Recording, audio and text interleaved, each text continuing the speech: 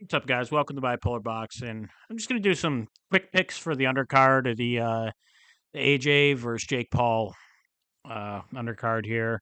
I'm just going to go down the line of what they got on BoxRec. First, you got Alicia Bumgarner versus Layla Boutini or whatever.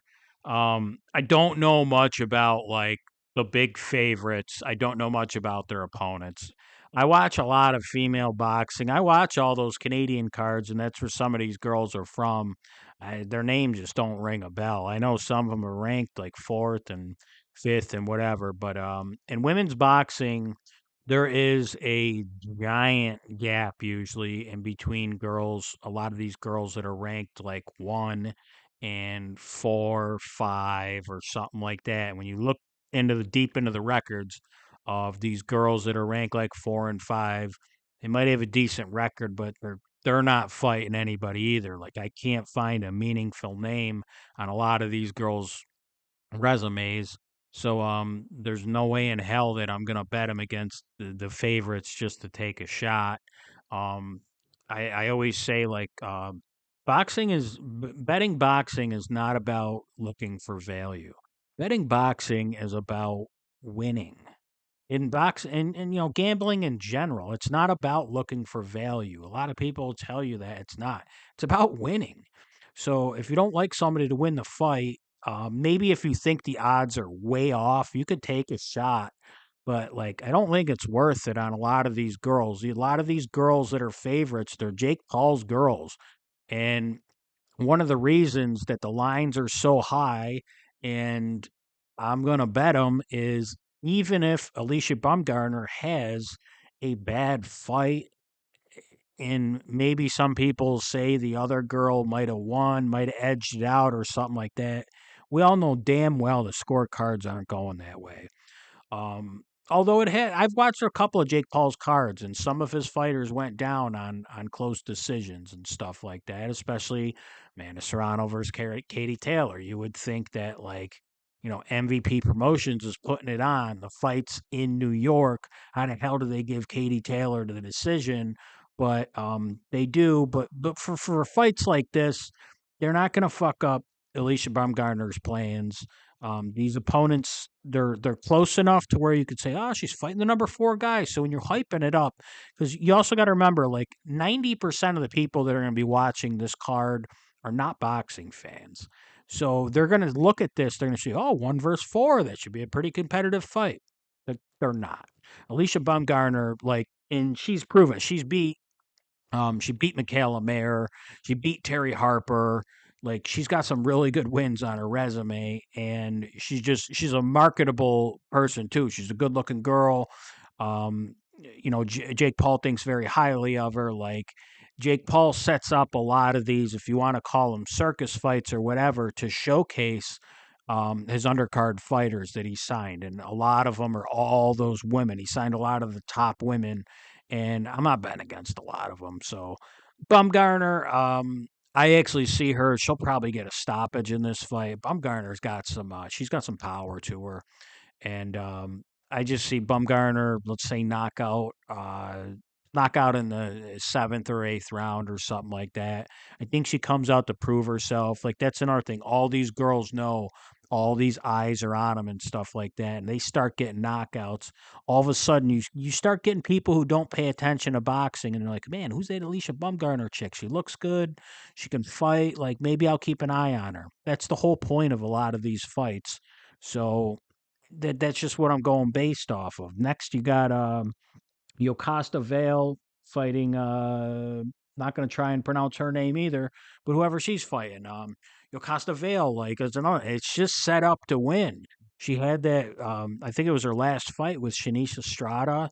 She won. It was a close fight or whatever. But Shanice Estrada, I would imagine, is just miles ahead of whoever the hell this other girl is, and I don't see these miracles happen. Now these other girls do know that there's a lot of eyes on them too, and this is their Super Bowl of their whole career, and they could change their life.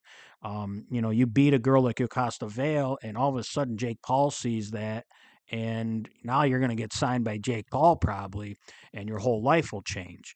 But Yokasta Vale also knows that Jake Paul's going to push me now. I'm going to be making some money, even though she made some good money in the past. But she ain't fucking this up. She's going to come in at her best. The other girl's going to come in at her best.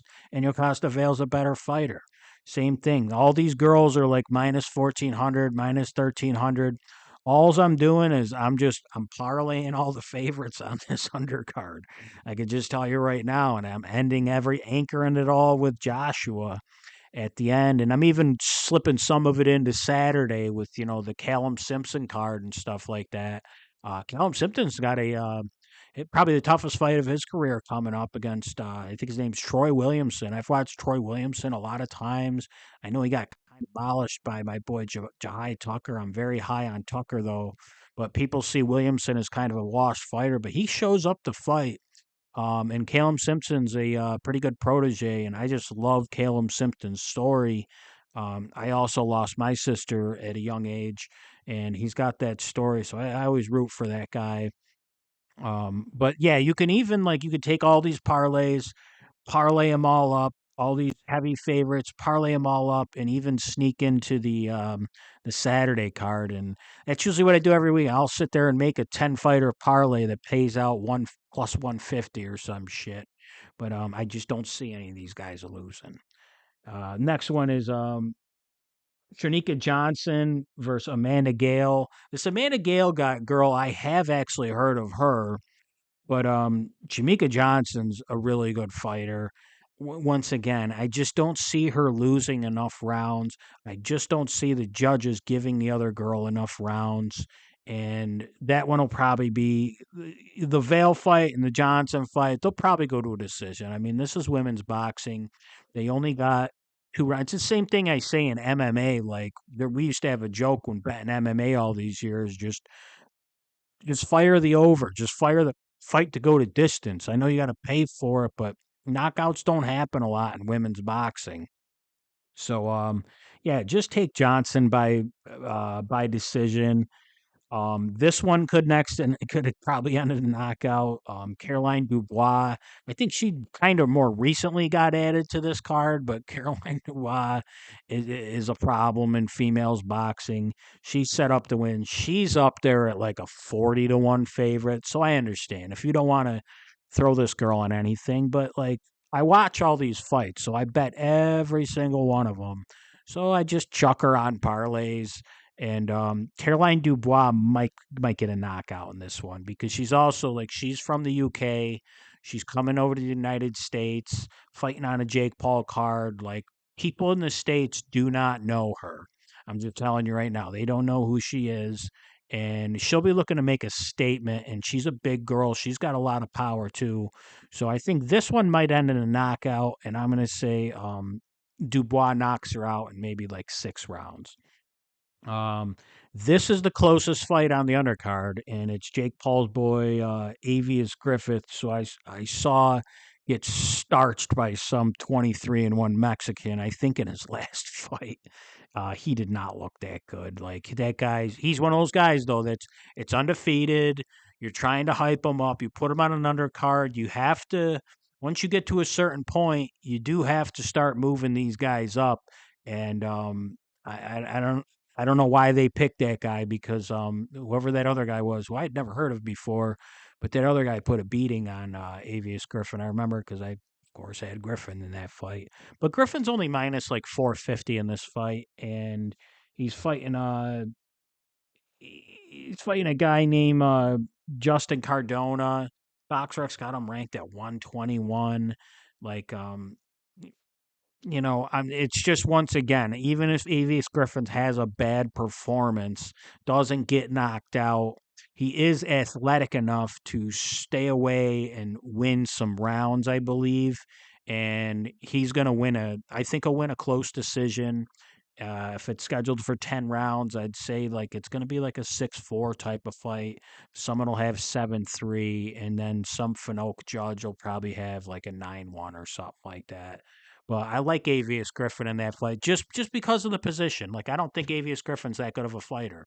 I don't think he's gonna make a run at a title or anything like that. But if one of Jake Paul's fighters loses, they're not gonna place him in. Like, they are handpicking this guy for Avius Griffin to at least win. Like, the guy can't lose 2 fights in a row, because Jake Paul doesn't have a lot of male fighters, um, in his promotion company, so he needs these guys to keep winning. So just by that alone, give me Avius Griffin by decision. And that's really it. Like, there's this guy Jamal Harvey, but he's like a 50 to 1 favorite. Once again, I chucked him in about 7 or 8 parlays. I don't know who the hell the other guy he's fighting is, but just take him to win. Chuck him on a parlay. It's a little bit of juice. And the last fight I'll break down is Anderson Silva versus Tyron Woodley. Um, I watched both these guys' entire MMA career, and when I say entire, one of the dumbest bets I ever made in my life. I was young. I've watched MMA since UFC 1. And I used to watch Pride Fighting. I used to watch IFL or IFC, it was, that had some like Gan McGee and stuff like that. Tim Lasik, um, some guys, all those old guys from the Lions Den and stuff like that. And the Militich guys and stuff like that. I've watched MMA my whole entire life, and my dumbass bet Chris Liebman plus like 140 against Anderson Silva and Anderson Silva's debut in the UFC. Because I did not listen to my friends who know more about me than MMA, and they were like, "This Anderson Silva guy's for real." And I was stuck in that Chris Liebman right after the fucking show that they used to have, and I was like, Chris Liebman's just gonna knock him out. He's too tough, and blah blah blah. And Anderson Silva beat the living shit out of him. And Anderson Silva is one of the best. If you had to make a route, Mount Rushmore of MMA fighters, it's hard not to put him on there. And he's probably arguably the best striker in MMA. Now he's come over to boxing. He beat Julio Cesar Chavez Jr. He lost to Jake Paul by decision. But Paul is a lot bigger than Tyron Woodley. I know they fought too, but Paul's a lot bigger than Tyron Woodley in this fight. Anderson Silva can box. Like, people might not know, but Anderson Silva's career before he went into MMA, he did start as a boxer. He only had 1 fight. I believe he lost. They put him against an 18-2 fighter in his pro debut in Brazil, and he lost. And then he went to MMA and you know did what he did. But Anderson Silva does have a history in the boxing ring. Tyrone Woodley, I feel, he's a wrestler at heart, and he was a great wrestler in MMA.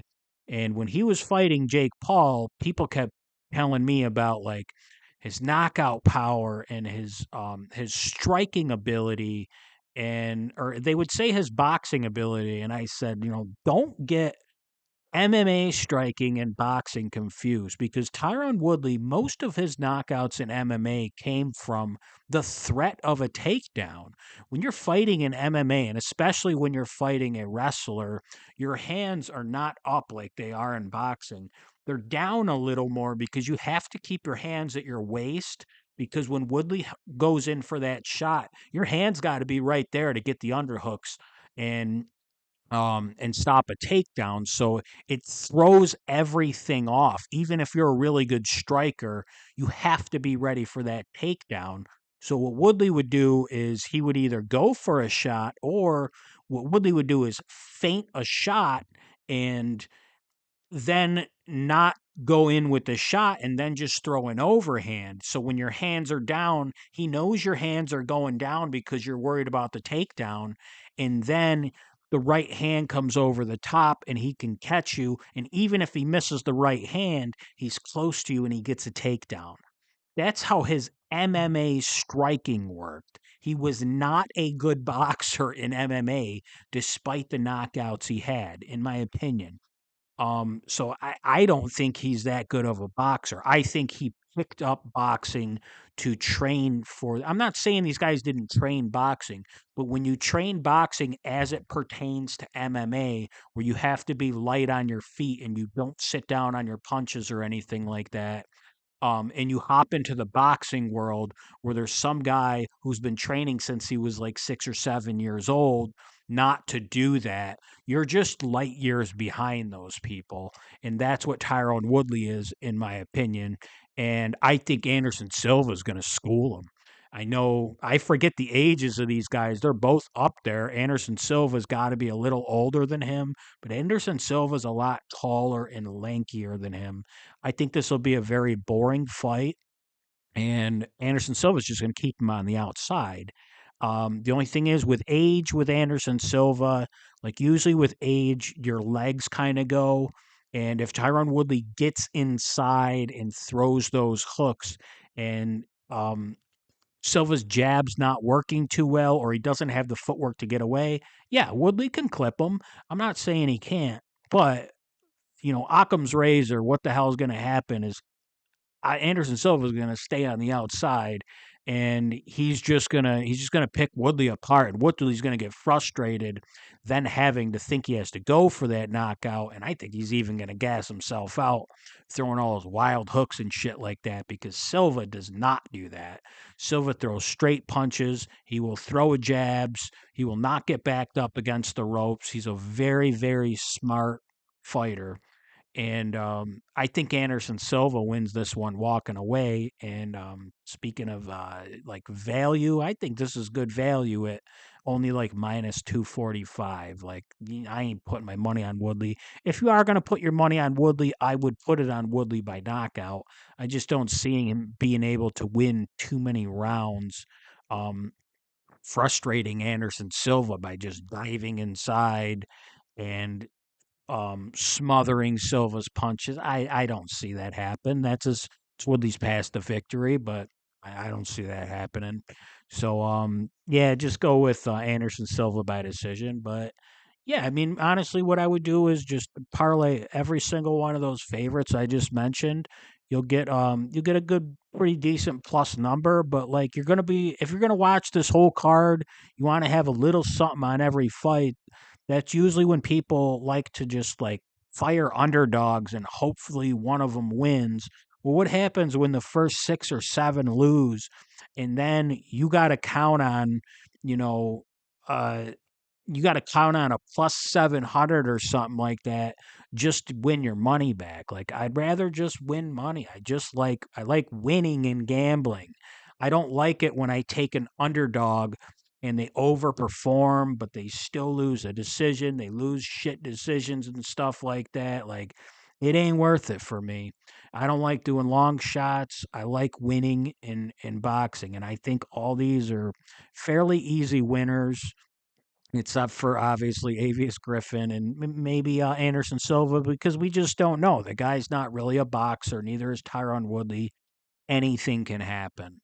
But yeah, those are my picks. Let me know what you guys think in the comments. Let me know if you like any of these underdogs. Let me know if you know anything about some of these women that are fighting these big favorites, because I do watch a lot of boxing, but sometimes I bet so much boxing, like the names just get confusing, and I forget who certain girls are if they don't stand out to me. And none of these girls on the right side of the box rec column have stood out to me, so I'm not picking them. But you guys have a good night and enjoy the fight.